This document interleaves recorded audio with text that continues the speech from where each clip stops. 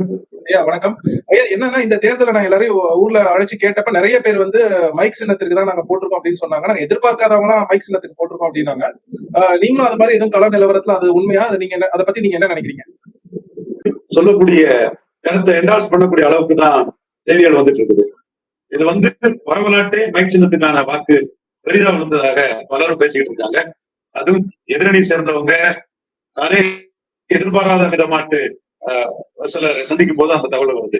இப்ப அன்னைக்கு மாரிபுரத்துக்கு போன கேப் டிரைவர் வந்து ஒரு முஸ்லீம் சகோதரர். நான் போட்டேன், எங்க வீட்டுல எல்லாரும் போட்டாங்க, நாங்க எல்லாருமே போட்டோம்னு சொல்லிட்டு நாம் தமிழர் வெற்றி பெறுமா, ஏதாவது சீட் வருமாங்கிறத அவரோட கேட்டாரு. அதையும் தாண்டி அவர் அந்த விவசாய சின்னத்தை எடுத்துட்டு மைக்கு போட்டு மைக்கை மாத்தி கொடுத்தது பலருக்கும் அனுபவமாட்டாயிட்டு எதிர்பாராத ஆட்கள் எல்லாம் போட்டாங்கிறது எனக்கே அது ஷாக்கா தான் இருந்துங்கிற ஒரு தகவலை சொன்னாரு. பரமக்குடியில இருந்து தேவேந்திர வேளாளர் சமூகத்தை சேர்ந்த ஒரு சகோதரர் பலாப்பழத்துக்கு எங்க எல்லாத்தையும் கிடைச்சது. அடுத்து ஏடி நபாஸ்கரி கிருஷ்ணலி, அடுத்து வந்து நாம் தமிழருக்கு தான் கிடைச்சது. ரெட்டரைக்கு ஒண்ணு இல்லைங்கிற தகவலை சொன்னாரு. சிவகங்கையில இருந்து ஒரு சகோதரர் பேசும்போது சீமான் 26 சிஎம் ஆயிடுவாரா, அங்க வந்து முதலிடம் கைக்கு தான் கிடைச்சி, கைக்கு பெரிய அளவுக்கு கார்த்தி சொந்தம் ஓட்டு கிடைச்சது. அடுத்து வந்து ரெட்டையில 3வது இடம் வந்து இங்க நாம் தமிழருக்கு தான் மிக கணிசமா கிடைச்சது. அவர் கொஞ்சம் குறிப்பிடத்தக்க வாக்கு சொல்லி எனக்கே அது வருமாங்கிற அளவுக்குள்ள ஒரு வாக்கு என்ன சொல்லி இந்த அளவு வாக்கு கிடைக்குங்கிறத சொன்னாரு. மயிலாடுதுறையில பூத்திய ஜெண்டா இருந்த ஒரு அதிமுக காரரு என்ன தொடர்ந்து ஃபாலோ பண்ணக்கூடிய ஒரு சார் அதிமுக பூஜெண்டா கிளை செயலாளர்கள் ஒன்றிய செயலாளர்கள் எல்லாம் வந்து அதிமுக வாக்கு சரின்னு ரொம்ப வருத்தப்பட்டாங்க. இது மைக்கு எஸ்சி எஸ்டி ரொம்ப பெரிய அளவுல போட்டிருக்காங்க. பொதுவா எந்த கட்சி சாராதவங்களும் மைக்கு எக்கச்சக்கம் போட்டிருக்காங்கிறத சொன்னாரு. ஆனா அவரு முதலீடு சமூகத்துல இருந்து மாம்பழத்துக்கு நிறைய மட்டும் கொடுத்துங்கிற அந்த தகவலையும் சொன்னாரு. கே செல்வகுமார் பிரச்சாரம் காரணமா இருக்கலாம். அவர் சொன்னதை அப்படி அதிமுக பாஜகவாலையும் நாம் தமிழராலையும் பாதிக்கப்பட்டிருக்கிறதையும் அதிமுகவோட புதிய ஜனதா சொன்னாரு. தர்மபுரியை சேர்ந்த ஒரு வன்னியர் சமூகத்தை சேர்ந்த ப்ரொஃபசர் வந்து இது கிருஷ்ணகிரியில கை சின்னம் பெரிய அளவு ஓட்டு கொடுத்திருக்கு, யாரும் எதிர்பார்க்காத அளவுக்கு ஓட்டு கொடுத்திருக்கு. 2வது இடம் வீரப்பன் மகள் வருவாங்க அளவுக்கு அவர் ஒரு கருத்தை சொன்னாரு. வீரப்பன் மகள் நாம் தமிழருக்கு மைக்கு நிறைய கணிசமா வாக்கு கொடுத்திருக்குங்கிறத அதை எடுத்துக்கலாம். இப்படி இந்த ஈரோட்ல இருந்து RSS சேர்ந்த ஒரு நண்பர், முன்னாள் கவர்னர் சண்முகநாதனுக்கு ரொம்ப வேண்டியவர். அவரும் சொன்னது வட தமிழகத்துல 2-3 தொகுதிகள் சொல்லி இங்க 3வது இடம் மைக் வந்துருங்கிறத சொன்னாரு. இப்படி பரவலாக வந்து மற்ற நாம் தமிழர் தம்பிகள் போடக்கூடிய செய்தி நீங்க பாத்துருக்கீங்க. நம்ம ஹெட்மான் சொல்றதெல்லாம் பாத்துருக்கீங்க. அது உங்களுக்கு தெரிஞ்ச செய்திகள் தான். அதை நான் புதிதா சொல்ல வேண்டிய அவசியம் இல்லை. இவரு தேசிய ஊடகம், தேசிய சிறைகள் ஊடகம் நம்ம ஹேமந்த் குமார், நம்ம RSS தம்பி, அவர் வந்து அரக்கோணம் சைடுல முஸ்லீம் கவர்மெண்ட் எம்ப்ளாயிஸ் எல்லாம் வந்து நாம் தமிழருக்கு வாக்களிச்சதாட்டு ஒரு கருத்தை சொன்னாரு. பழைய சமூகங்கள் மத்தியில பெரிய அளவுக்கு நாம் தமிழருக்கு வாக்கு பதிவு இருந்ததாட்டும் பழைய சமூக இளைஞர்கள் கிறிஸ்தவர்களிடம், அது அதர் காஸ்ட் கிறிஸ்தவர்களிடம் நாம் தமிழருக்கு வாக்களிக்க கோரினாங்கிறதையும் தகவல்களையும் நண்பர்கள் சொன்னாங்க.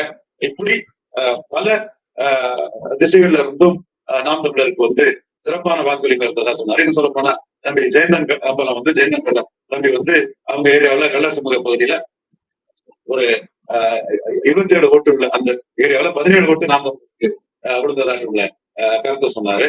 இப்படி நாம் தமிழரை பற்றி வரக்கூடிய செய்திகள் இது நாம் சொல்றதோட மற்றும் பல செய்திகள். வம்சி சந்திரன் வந்து சீமானம் மேல ரெசர்வேஷன் உள்ளவர் தான், மாற்று கருத்து உள்ளவர் தான். அவரே வந்து எளிய மக்கள் வந்து நாம் தமிழருக்கு போட்டிருக்காங்கன்னு சொன்னாரு. இன்னொரு தகவல் என்ன சொல்றாங்கன்னா, விஜயகாந்த் மேல சிந்தனை உள்ள ஆட்கள் வந்து அந்த அதிமுக கூட்டணிக்கு முரசு சின்னத்துக்கு ஓட்டு போட்டிருக்காங்க. அவங்க சர்வர்ஸ் ஒர்க்கர்ஸ் இந்த மாதிரிப்பட்ட தரப்பு சொன்னாரு. அவரோட ஃபாதர் வந்து நாம் தமிழருக்கு ஓட்டு போட விருப்பப்பட்டாரு. எனக்கு ஓட்டு போட விருப்பம் கிடையாது என்றால் அப்பா அவருக்கு விருப்பத்துக்காக நான் தூரத்துல வந்து பூத்துக்கு நான் தான் கூட்டிட்டு வந்தேன் சொன்னாரு. அவர் வந்து ஒரு தேவாங்கர் செட்டியார் சமூகத்தை சேர்ந்தவர். மாற்றுங்கிறதுக்காக அவர் சீமானுக்கு போடுறாரு. மகன் வந்து சீமான் பெருமொழியாளர் எதிர்ப்பாளர் சீமானுக்கு எதிரான ஒரு பார்வையில கொண்டவர். சோ இப்படி பல வகையிலையும் மாற்றுங்கிறதுல வந்து சீமானுக்கு பெரிய அளவு வாக்கு கொடுத்திருக்குது. சோ பல இடங்கள்ல பிராமின் சமூக வாக்குகள் வந்து தாமரைக்கு தான் பெரிய பெருசா கொடுத்திருக்கதா தகவல் வருது. அந்த தரப்புல வந்து மாற்றுக்கிற அடிப்படையில தினமணி போன்ற பத்திரிகை எல்லாம் வந்து சீமானுக்கு முக்கியத்துவம் கொடுத்தாலும் கூட வாக்கு விழுந்ததாட்டு தகவல்கள் வரல. வந்தா நானும் அந்த தகவல்களை வந்து பதிவு பண்ணிக்கிறேன். விஜய் ரசிகர்கள் ஆதரிச்சது கூட பழைய சமூகத்திலும் கிறிஸ்தவர்கள் மத்தியிலே அது ஒரு பிளஸ்ங்கிற தகவல்கள் வருது. மொத்தத்துல நாம எதிர்பார்த்த புள்ளியில வந்து நாம் தமிழருக்கு வாக்கு வருதுங்கிறதா உண்மை. ஏற்கனவே எடுத்த வாக்குகள் அடுத்தபடியா மாற்றுங்கிற இதுல இருந்து தினகரனும் கமலஹாசனும் கூட்டணி போனதுனால அவங்க எடுத்த 9.2% வாக்குல ஒரு கணிசமான பகுதி. நியூ ஓட்டர்ஸ்ல 10% வரக்கூடிய நியூ ஓட்டர்ஸ்ல சிங்கிள் ஆர்டிஸ்ட் ஷேர் 30% இல்ல 40% நாம் தமிழர் தான் வாய்ப்பு அதிகம் இருக்கு. அண்ணாமலைக்கு ஒரு கணிசமான ஷேர் அதுல போகலாம். மறுபடியும் ட்ரெடிஷனல் பார்ட்டிக்கும் அதுல ஷேர் இருக்கும், அந்த ஃபேமிலி ஓரியன்ட். இதை தாண்டி நாம பேசுன அந்த லவ் ஆஃப் டிமினிஷிங் ரிட்டர்ன்ஸ்ல ஸ்டாலினுக்கு வந்து ஒரு பாதிப்பு வருமா, அதாவது பழையர் சமூக வாக்குல, முஸ்லிம்கள் வாக்குல, கிறிஸ்தவர்கள் வாக்குல பாதிப்பு வருமாங்கிறத ஒரு கிரே ஏரியாவை வச்சு என்னோட கருத்தா சொன்னேன். அது அரக்கோணம் கூட்டத்துல சீமானுக்கு திரண்டிருந்த பழையர் முஸ்லிம் அந்த கூட்டத்தை வச்சு நான் பேசினேன். இன்னும் சொல்ல போனா கூட்டம் வந்து சீமானுக்கு தானே தன்னெழுச்சியா தான் வருது, காசு கொடுத்து வரல. இன்னும் அதை சொல்ல போனா ஆணித்தரமா நான் சொல்றேன், யார் என்ன விமர்சனம் பண்ணாலும் அதுல வருத்தப்பட போறதுல, உண்மையை சொல்றதுல எந்த தயமும் தேவையில்ல. ஸ்டாலின் எடப்பாடிக்கு காசு கொடுத்துதான் கூட்டம் வருது.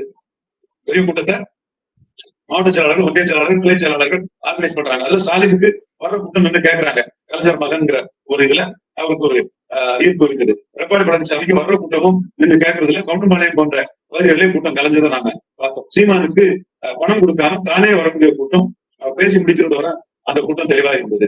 அதே மாதிரி நாம் தமிழரோட இரண்டாம் கட்ட பேச்சாளர்களுக்கும் பல இடங்கள்ல கூட்டம் நல்லா இருந்தது. சோ கூட்டம் தானே வரும்போது வாக்கும் தானே வந்து நாம் தமிழருக்கு தன்னெழுச்சியா விடுறதுக்கான சாத்தியக்கூறுகள் அதிகங்கிறதும் ஏற்றுக்கொள்ளக்கூடிய ஒரு உண்மையாதான் நான் பாக்குறேன். தேர்தல் முடிவுக்கு முன்னாடி சீமானை பற்றி பாராளுமன்ற தேர்தல் எடுபட மாட்டாருன்னு சொன்னவங்களும் இப்ப வந்து அவங்க யாருமே அதை பற்றி பேசல. பாராளுமன்ற தேர்தல்ங்கிறது மறுக்க முடியாது. என்னாலும் பாராளுமன்ற தேர்தல்ல 2019 சரியான இஷ்யூ நெரேட்டிவ் வந்து சீமானால செட் பண்ண முடியல. உண்மை. நீங்க 19 பாராளுமன்ற இதை நீங்க கேட்டிருப்பீங்க. 19 அவருக்கு பெரிய நெரேட்டிவ் வந்து பார்லிமெண்ட் சென்ட்ரிக்கா அவர் வைக்க முடியல.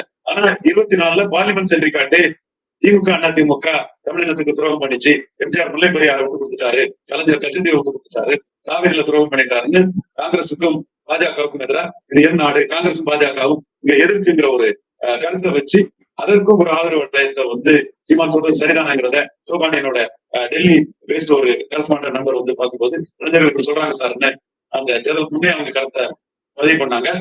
அந்த அடிப்படையில் சீமானுக்கு வாக்குகள் விழுந்திருக்க வாய்ப்பு இருக்கு. இப்ப மாற்றம்ங்கிறதுல உறுதியா 4வது முறை நிற்கிறாருதான் சீமானுக்கு ஒரு பெரிய பூஸ்டர் கொடுத்திருக்கதா நான் பாக்குறேன். இந்த வாக்கு வலிமை பாராளுமன்றத்தோட 2 மடங்கு 3 மடங்கு போனா 2026 நாம் தமிழர் தமிழ்நாட்டின் கன்சிடா மாட்டு சீமான் வந்து ஒரு பெரிய ஒரு தாக்கத்தை, மிகப்பெரிய தாக்கத்தை, 4 முறை இல்லாத தாக்கத்தை 5வது முறை மிகப்பெரிய அளவுல தாக்கத்தை ஏற்படுத்த வாய்ப்பு இருக்குது. அதனாலதான் அந்த ரிசல்ட்டை பார்த்துட்டு இருக்கிறேன். பூத் வைஸ் அந்த ரிசல்ட்டை நான் ஆய்வு பண்ண வேண்டியது இருக்குது. இவங்க நாகப்பட்டினம் பகுதியிலையும் நாம் தமிழருக்கு சாதகமான பல கருத்துக்கள் தேர்தல் குறிப்பிட்டு வந்தது. தஞ்சாவூர்ல இருந்து ஹிமாயு கபீர் அவர் தொகுதியில இருந்து வருது. தென் ஜெகதீச பாண்டியனோட கள்ளக்குறிச்சியில இருந்து நாம் தமிழர் சென்றிருக்காங்க பல செய்திகள் வருது.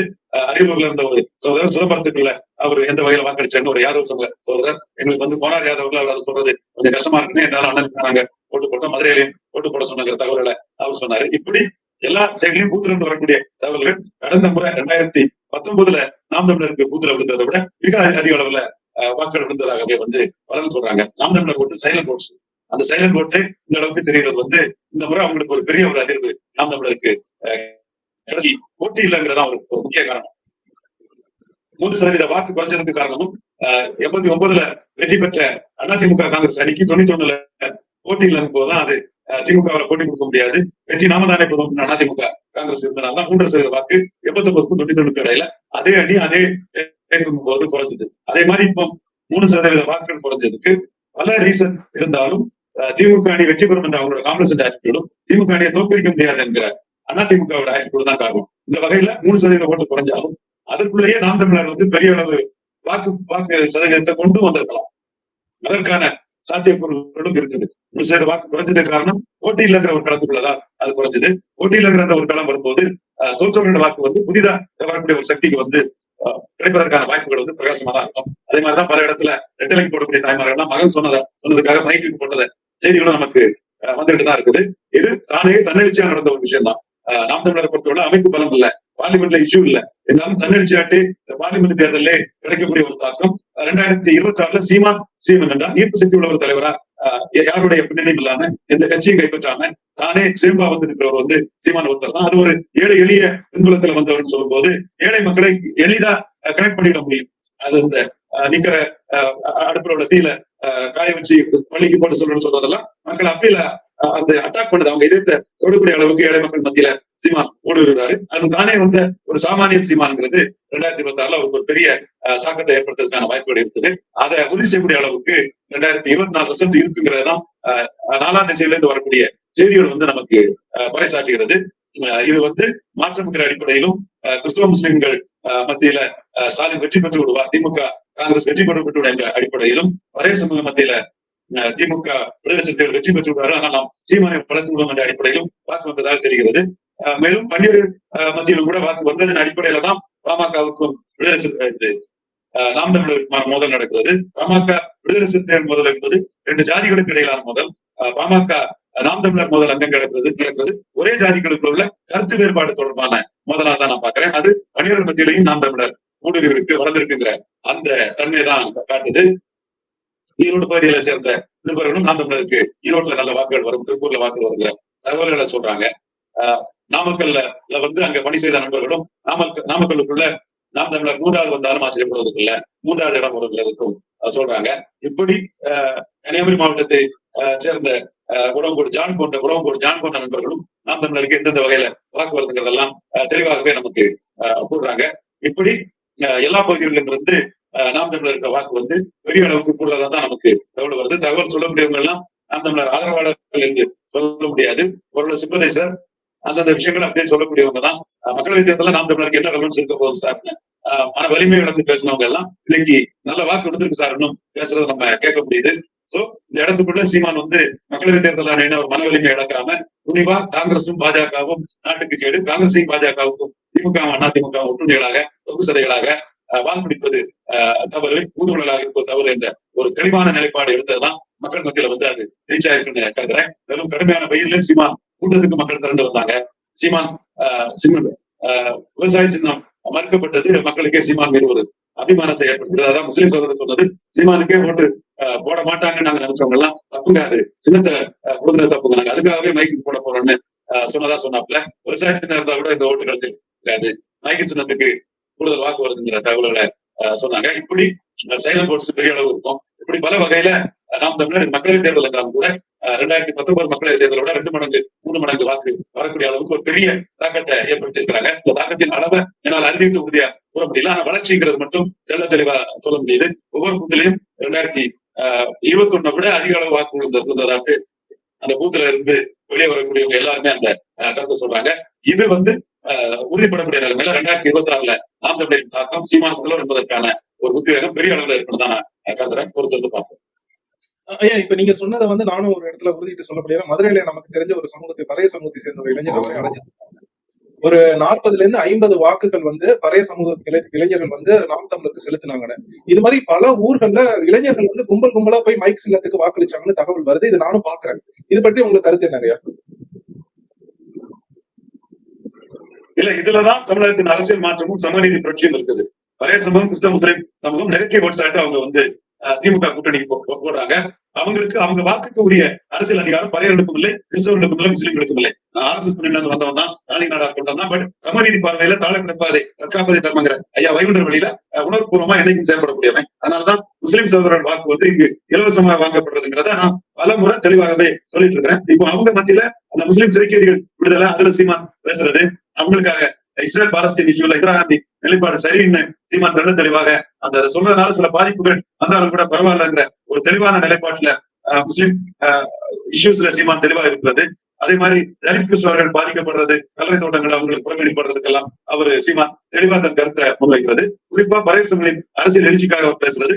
இந்த ஒரு 30% மேல வாக்குப்பதிவாகக்கூடிய இந்த சமூகங்கள் மத்தியில சீமானுக்கு ஒரு குண்டுவலியாருது. இந்த சமூகங்களை மனித கட்சியா இருக்கக்கூடிய CV சண்முகம், KP முனுசாமி, இவரு அன்பழகன், வீரமணி, இவங்க கட்சியாட்டு மாறின அதிமுகவால எடுக்க முடியாதுங்கிறது நான் அறிவேன். அதனாலதான் தொழில்நுட்பம் நீங்க அதிமுக கூட்டணி போனீங்கன்னா பொருந்தா கூட்டணி ஆயிரும். 2014 நாம சொன்னதையும் நீங்க சரி சாய்க்காம சோதர போனீங்க, உங்க நன்மைக்காக நீங்க வெற்றி பெறா இருக்குன்னு நான் சொன்னது, அதுல நீங்க ஏமாந்த மாதிரி ஏமாந்தீங்க சொல்லும் போது அவர் அதை போகல. அந்த உணர்வு அந்த சமூக மக்கள் மத்தியில தெளிவாகவே இருக்குது.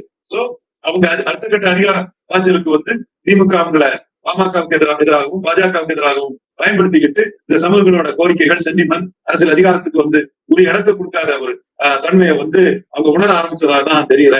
எந்த அளவுக்கு அவங்க ஓட்டு திமுக அணியில வந்து டிசிபேட் ஆயிருக்குங்கிறத அரக்கோணம், தஞ்சாவூர் போன்ற மயிலாடுதுறை போன்ற தொகுதிகளில் நாம பூத் வைஸ் அனலைஸ் பண்ணி பார்த்தாலே அது தெளிவா தெரியும். அந்த பூத் வைஸ் அனலைஸ் தான் சீமானின் அடுத்த கட்ட அரசியல் பாய்ச்சலுக்கு வந்து ஒரு பெரிய உத்வேகத்தை கொடுக்கும் நான் கருதுறேன். சீமான் அதை உணர்றாரு. அவர் மக்கள் உணர்வை ரொம்ப தெளிவா தெரிஞ்ச ஒரு தலைவர். ஒரு சாமானியனா இருந்து இந்த அளவுக்கு வருதுன்னா மிகப்பெரிய துணிச்சலும் கடும் உழைப்பும். மக்கள் உணர்வை சீமான் தெரிஞ்ச அளவுக்கு இன்னொரு தலைவருக்கு தெரியுமா? இந்த மாஸ் சைக்காலஜி வந்து சீமானுக்கு தெரிஞ்ச அளவுக்கு இன்னொருக்கு தெரியுமாங்கிறது வந்து ஒரு பெரிய கேள்வி தான். அந்த அளவுக்கு மக்கள் உணர்வை தெரிஞ்சு தன்னுடைய ஒவ்வொரு ஸ்டெப்பையும் மெஷர் பண்ணி போகக்கூடிய ஒரு சீமான். அந்த வகையில 2026 சீமான் எடுக்கக்கூடிய வியூகங்களும் அவர் எடுக்கக்கூடிய பொதுவான இஷ்யூகளும் ஒரு பெரிய அதிரடியை தமிழக மண்ணில் கொடுத்ததுக்கான வாய்ப்பு இருக்குது.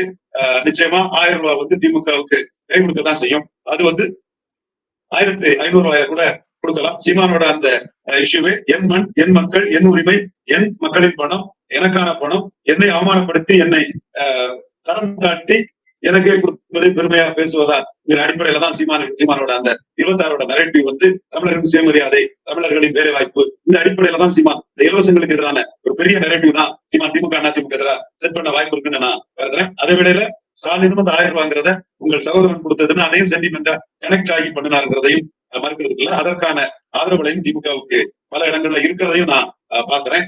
சோ இந்த அரசியல் களத்துக்குள்ள லா ஆஃப் டிமினிஷிங் ரிட்டர்ன்ஸ்ல திமுக இழக்கக்கூடிய கிறிஸ்தவ முஸ்லீம் வரையர் வாக்குகள் எந்த அளவுக்கு சீமானுக்கு வந்திருக்குங்கிறத பார்த்துதான் அவருடைய பிரச்சனையை சொல்ல முடியும். அதனாலதான் நான் அந்த வளர்கிறார், பெரிய அளவுக்கு வளர்றாரு, 2 மடங்கு 3 மடங்கு எல்லாம் ஒரு வாய்ப்பு இருக்கு. எல்லா திசையிலுமே அவருக்கு கழிஞ்ச 2021 அதிக ஓட்டு வந்திருக்குங்கிறத சொல்றாங்கிறதெல்லாம் நான் பதிவு பண்ணக்கூடியவன். இது வந்து எந்த அளவுக்கு வந்திருக்கு, கிரே ஏரியா எந்த அளவுக்கு வந்திருக்குங்கிறத உறுதி செய்யப்பட்ட பிறகுதான் நமக்கு தெளிவாக அது தெரியும். அதுல குறிப்பிடத்தக்க வாக்கு வலிமை மக்களவை தேர்தலே வந்திருந்தா சட்டமன்ற தேர்தல் சீமான் பெரிய புரட்சியை பண்ணிடுவார்.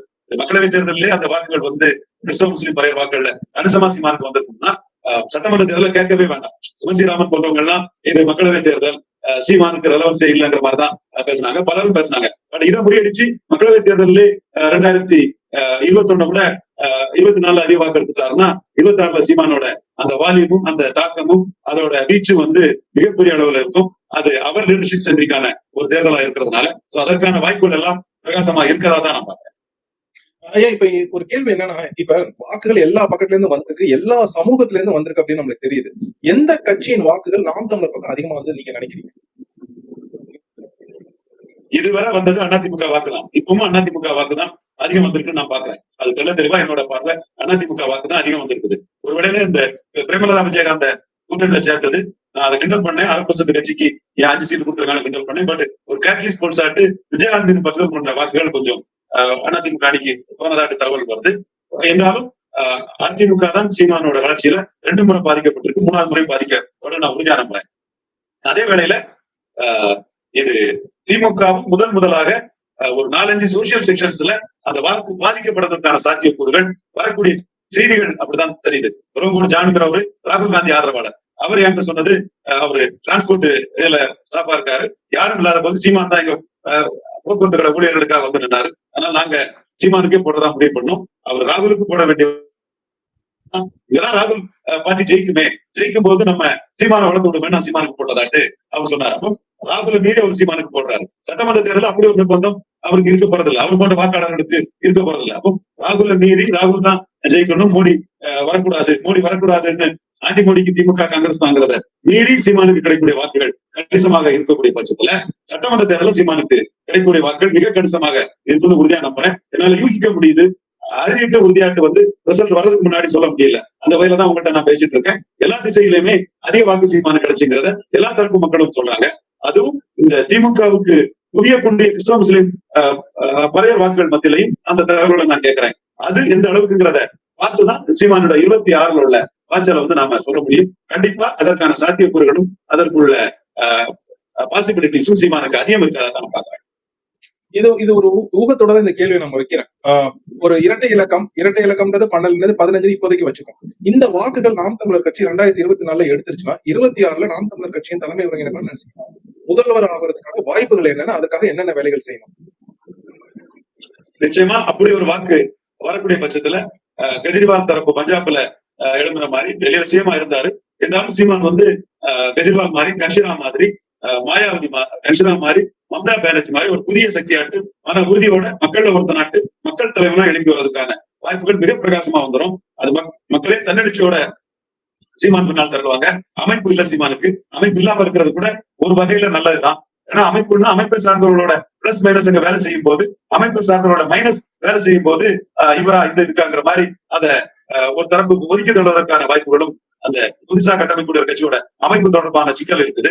அந்த சிக்கலை சந்திக்காத கட்சி கன்ஷிராமோட பகுஜன் சமாஜ் பார்ட்டி, இந்த சிக்கலை சந்திக்காத கட்சி ஆம் ஆத்மி என்பதை நாம சொல்ல முடியும். மம்தா பானர்ஜிக்கும் ஓரளவு அது பொருந்தும். அவங்க சீட்ல நின்று ஃபைட் பண்ணி அந்த சகோதரி ஒரு பெரிய போராளியா வந்துதான் அவங்க வெற்றி பெற்றாங்க. அதனால ஜெயலலிதாவோட மம்தா பானர்ஜிய ஹரி ஒரு 25 ஹரி கம்பேர் பண்ணும்போது யாரு கூட கம்பேர் பண்றீங்க? ஹரி இன்னொருத்தருக்கு கணவனுக்கு உடன்கட்ட யாருன்னு சொல்ல ஒரு பெண்மணியும் போராடி வந்த 2 பேரும் அதே சமயம் தான் போராடி வெற்றி பெற்ற அந்த சகோதரி மம்தா பானர்ஜியும் ஒன்னா யாரு கூட கம்பேர் பண்றீங்கன்னு 25 விவாதத்திலே ஹரிகிட்ட நான் பேசியிருப்பேன். பட் அவங்க போராடியா வந்தாங்க.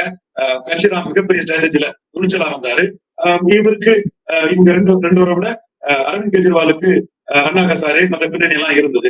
சீமான் வேலுப்பிள்ளை பிரபாகரன் இமேஜ்ல தமிழர் இன உணர்வு ஒரு புதிய மாற்றத்துக்கான ஒரு அரசியல் சக்தியாட்டு மக்கள் ஆதரவுல பெரிய அளவு எழுப்பி வர முடியும்.